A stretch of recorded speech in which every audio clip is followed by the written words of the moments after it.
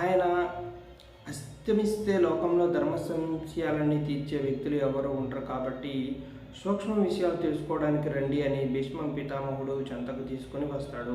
సుమారు 3 పక్షాల నుంచి అంపశయ్యపై పడి ఉన్నాడు. దేహమంతా బాణాలు గుచ్చుకొని పూర్తిగా శక్తి క్షీణించిపోయింది. మాఘమాసంలో ఎండకు ఎండుతూ మంచుకు తడుస్తూ నీరు ఆహారం సేకరించకుండా ఉన్నాడు. తాను కోరుకుంటే మరణం చెంతకు వస్తుంది. కానీ ఇన్ని బాధలను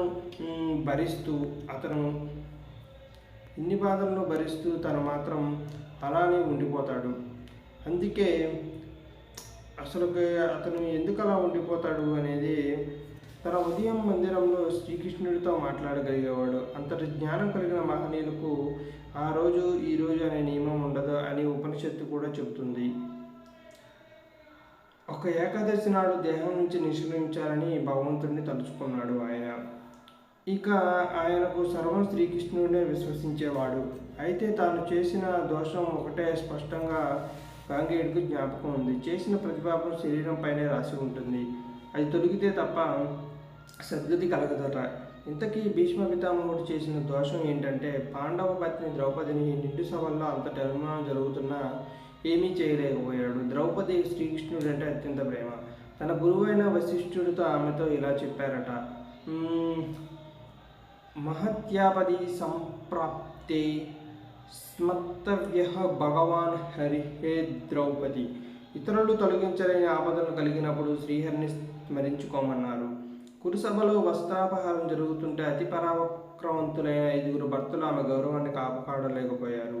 వారు కేవలం సామాన్య వ్యక్తుల్లాగానే ఉండి ధర్మాన్ని పాటించారు. కానీ సాటి మనిషిగా ఆమెను కాపాడాలనే విశేష ధర్మాన్ని పక్కన పెట్టారు. వారు కేవలం అలా ఉండిపోయారు. కృష్ణుడు తన భక్తులకు జరిగే అవమానాన్ని సహించలేడు. కాబట్టి అలా చేసేందుకు కౌరవులకు మట్టి పెట్టాడు. పాండవులకు కూడా అదే గతి పట్టేది. కానీ అలా చేస్తే చివరకు తనని ఎవరు రక్షించాలనుకున్నాడో ఆమెకే నష్టం జరుగుతుందని భావించాడు. ఈ విషయాన్ని సాక్షాత్ ఆ భగవంతుడు అర్జునుడితో చెప్పాడట. ద్రౌపది ఎప్పుడు అవమానం జరిగిందో అప్పుడే వారిని తీసి పారేశాను. ఇప్పుడు వారు కేవలం కాలిపోయిన కాగితంలా ఉన్నారు తప్ప గౌరవాన్ని నీకు కట్టబెట్టాలని యుద్ధం చేయమంటున్నానంటూ అర్జునుడితో శ్రీకృష్ణుడు అంటున్నాడట. భీష్ముడు ఆనాడు ధర్మరాజుకు లేవనెత్తిన సందేహాలను తీరుస్తుంటే పక్కనే ఉన్న ద్రౌపది నవ్వుతూ తాత ఆనాడు నాకు అవమానం జరుగుతుంటే ఏమైపోయావు ధర్మాలను ప్రశ్నించిందట. అందుకు భీష్ముడు అవును తల్లి, నా దేహం నా ఆధీనం లేదు, అది దుర్యోధనుడి సొంతం. నీకు అవమానం జరిగిందని తెలిసినా నా దేహం నా మాట వినలేదని అన్నాడు. అంతటి ఘోరమైన పాపం చేశాను కాబట్టి ప్రక్షాళన కోసం ఎన్ని రోజులు అంపశయ్యపై ఉన్నానని చెప్పాడు. కురువంశాన్ని కాపాడుతానని తన తండ్రికి ఇచ్చిన మాటకు కట్టుబడిపోయిన భీష్ముడు పరిస్థితుల ప్రభావంతో విశేష ధర్మాన్ని త్యజించాడు. హే ద్రౌపది, కృష్ణ భక్తిలో ఎలాంటి కల్మషం లేదు, కానీ శరీరం దుష్టమైపోయింది. దాన్ని పరిశుద్ధం చేయడానికి అంపశయ్యబడి ఉన్నాను. అందుకు ఈనాడు నేను ధర్మాలను బోధించవచ్చునని పాండవులకు ఎన్నో సూత్రాలను బోధించాడు. శ్రీకృష్ణుడు భీష్ముడికి నొప్పి నుంచి ఉపశమనం కలిగించేలా వరాన్ని ప్రసాదించి ధర్మసూత్రాలను కూడా చెప్పించాడు. నాకెందుకు శక్తినిచ్చి చెప్పిస్తున్నావు, నీవే చెప్పుకోవచ్చు కదా అని భీష్ముడు ప్రశ్నించాడు. నీలాంటి అనుభవజ్ఞుడు చెబితేనే వచ్చే స్పష్టత నేను చెబితే ఉండదని కృష్ణుడు బదిలిచ్చాడు. నేను చెబితే అది తత్వం, నువ్వు చెబితే అది తత్వదృష్టం.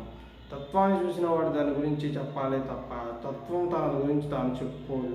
నేల తన సారాన్ని చెప్పగలదా? అందులో పండిన మొక్క చెబుతుంది ఎంత సారమో. అలా జ్యోతిష్య శాస్త్రంలో శనిదేవునికి ఎంతో ప్రాముఖ్యత ఉంది.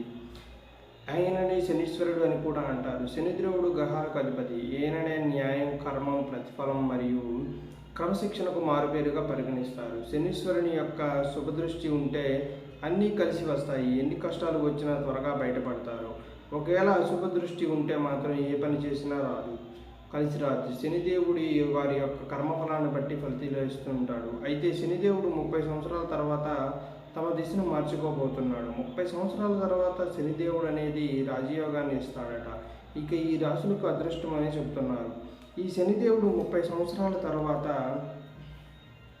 రాజయోగంతో అద్భుతాలు అయితే సృష్టించబోతున్నాడు.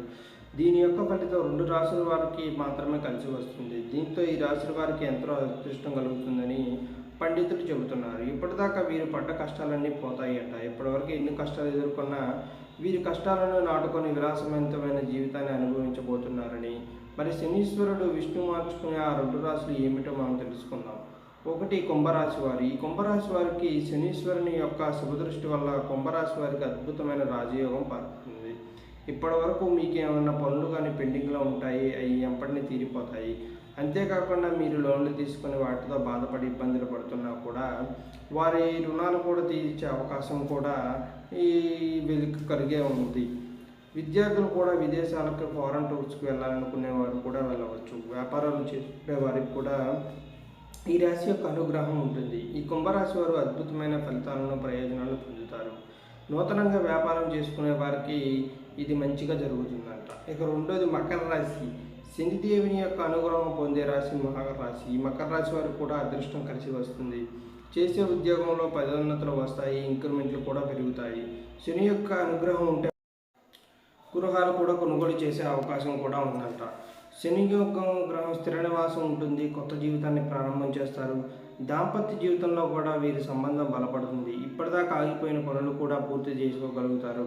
జీవితం చాలా సాఫీగా సాగుతుంది. కుటుంబంలో కూడా వీళ్ళకు సంతోషమైన వాతావరణం అయితే నెలకొంటూ ఉంటుంది.